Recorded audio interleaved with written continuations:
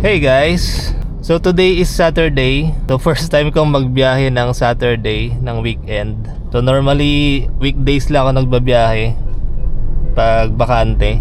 So ngayon kasi Saturday, may gala yung fiancé ko, may gala yung mga kapamilya ko. So wala akong kasama sa bahay, sobrang boring. So around 12, hinatid ko si fiancé sa gala niya.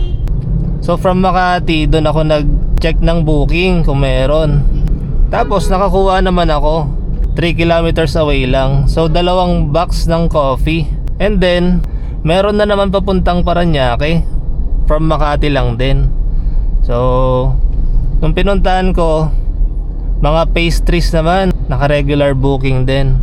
Tapos tingin-tingin pa ako ng booking, meron pang papuntang Parañaque isa. Tapos ang pick up niya sa Pasay. So naka triple book tayo ngayon. Etong galing sa Pasay, cake dito sa harapan. So lahat sila is naka regular booking. Yung dalawa galing Makati, yung isa galing Pasay. Tapos silang tatlo papunta ng Parañaque. So tignan natin ano mangyayari sa first time ko magbiyahe ng weekend ng Saturday. Sobrang boring sa bahay, wala akong magawa, wala akong kasama. Sabi ko, biyahe na lang ako.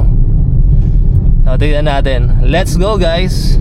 Ayun guys, na-drop off ko na yung triple book natin dito sa Parañaque City.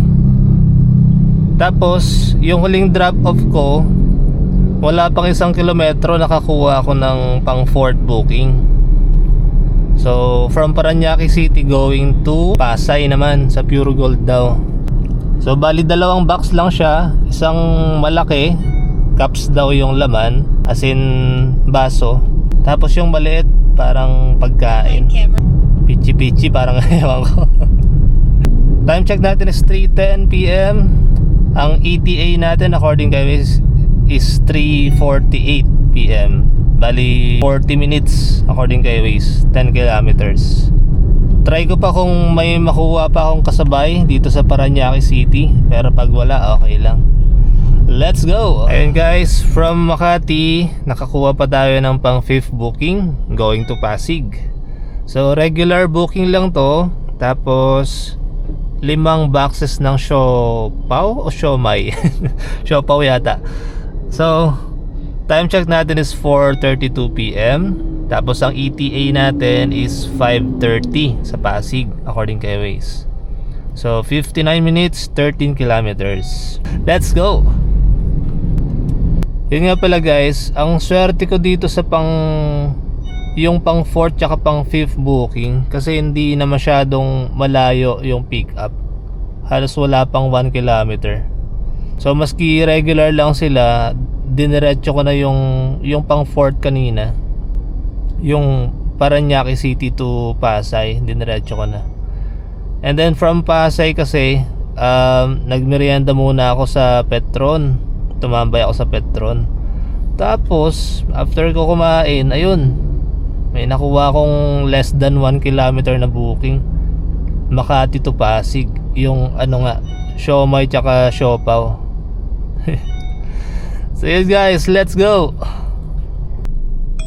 So yun guys, so first experience natin na magbiyahe ng weekend ng Sabado. So 6 hours lang tayo sa kalye, 12 PM to 6 PM. Yan. So naka-5 booking tayo. Ang total kinita natin kay Lalamove, bawas na yung commission niya, is 1,313.60. Tapos meron tayong tip na 28 pesos.